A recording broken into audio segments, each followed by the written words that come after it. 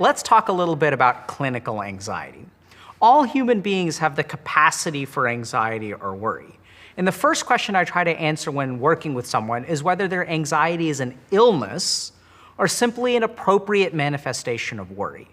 When I think about an anxiety disorder, what I really look for is whether the mind is functioning like it's supposed to or whether it's functioning aberrantly. For example, if a bride is getting married and experiences worry about the ceremony ahead of time, this is a completely appropriate anxiety. If a college freshman is worried about looking stupid when answering a question, that's also completely normal. Remember that anxiety is designed in our brains to make us worry about bad outcomes so we can prevent them. When you get to the level of a disorder, this future-looking part of your mind becomes overblown. Every future becomes a catastrophe instead of a possibility of a catastrophe. Furthermore, the extent of the worry or anxiety becomes so severe that it actually impairs our function. A lot of the things that people experience, like sadness versus depression, worry versus anxiety, how do we draw the line? And in psychiatry, what we really do is use this hallmark of illness, which is impairment of function. When anxiety about looking stupid keeps you from going to class, that's when we cross over into illness. When illness damages your life in some way or prevents you from living it, that's when we think about an anxiety disorder.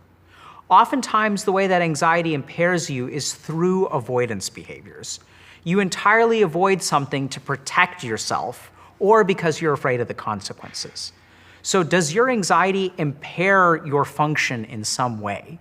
Does it interfere with your academic life, your professional life, personal relationships, physical health, causing things like elevated heart rate or panic attacks or muscle tension, with your mental health? And what I mean by mental health is things like, does it interfere with your ability to sleep? Do you get stuck in thought loops and things like that? So if the answer to one or more of those questions is yes, you might have a clinical anxiety disorder. So now that we know what a clinical anxiety disorder is, now that we know what differentiates a disorder from a common mental experience, we have to dive into the different kinds of anxiety.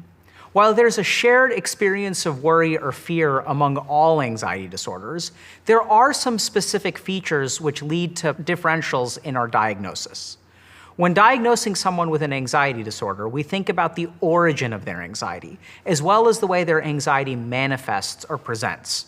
What are the symptoms of their anxiety?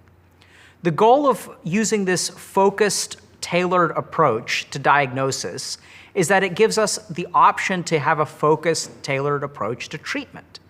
Part of the reason why I believe anxiety is on the rise is because we tend to lump a bunch of stuff together, so we can't be very targeted with our solutions. And the goal of this module is to help you understand the specifics of it, so you can create a targeted plan that works for you. The first big category that I tend to look at is the origin of the anxiety. Some anxiety comes from things that happen to you. Other anxiety comes from who you are. I know it sounds absolutely terrifying, but some anxiety is sort of baked in, which oddly enough doesn't mean it can't be changed. Some people have anxiety kind of like wired into their personality. Others develop anxiety or an anxiety disorder or panic attacks after a traumatic experience or period of particular stress. A good example of this is a parent that develops an anxiety disorder after losing a child. And I've seen this and it's super sad, and what's really worse is that it sort of really ends up with a true disorder. Or anxiety that develops in a high school student after being bullied. The second category is the manifestation of anxiety, or what anxiety looks and feels like, or the symptoms of anxiety. This, for example, separates panic attacks from social anxiety. While both can be related to a particular situation or even a common root, like going to a party, the physiological process behind each one is discrete and different.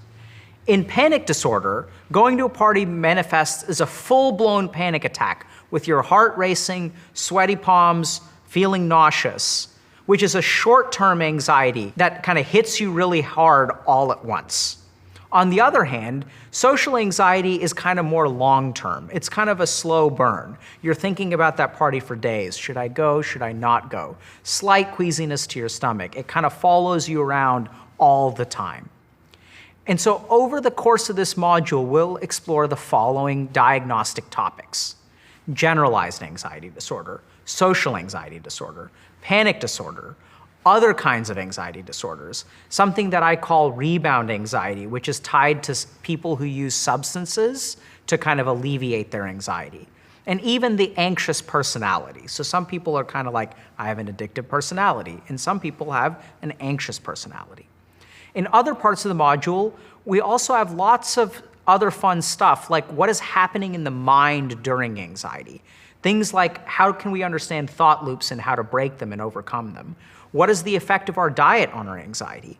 How does the neuroscience of anxiety work? Lots and lots of meditation techniques tailored to each of these pieces, and even things like spiritual perspectives on anxiety.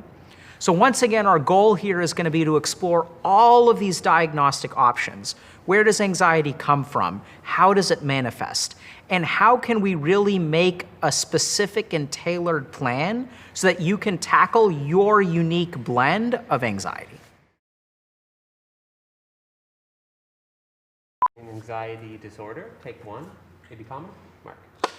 I probably should have looked at this before, but we'll just do 2 takes, I guess. Just use this tape to acquaint yourself. It's okay. It's okay. It's going to be fine. It's going to be good. It's going to be good. Okay. Allow it. Allow it. Allow it like my children. Okay. Let's talk. Okay. We're going to do like 6 takes on the first half, okay?